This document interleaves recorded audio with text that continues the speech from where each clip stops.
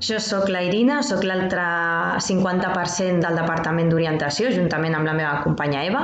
I el Departament d'Orientació, a banda de tot allò que ella ja us ha explicat, també vetllem per la bona convivència al centre, amb diferents accions que ara comentarem. A primer d'ESO, l'alumnat treballa l'autoconeixement i la gestió de les emocions a partir de la matèria optativa que porta aquest mateix nom.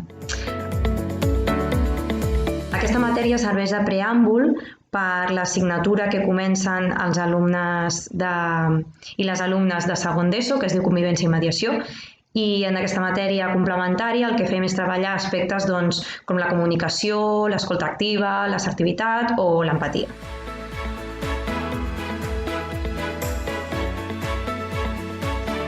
A tercer d'ESO, els alumnes i les alumnes delegades inicien una formació interna, que és formació en mediadors escolars i mediadores escolars, i serveix per poder portar a terme, una vegada comencen quart d'ESO, possibles mediacions a partir del diàleg entre diferents alumnes del centre que puguin tenir conflictes, i a més s'encarreguen de fer observacions de pati o de fer enquestes per mesurar la convivència i el clima escolar.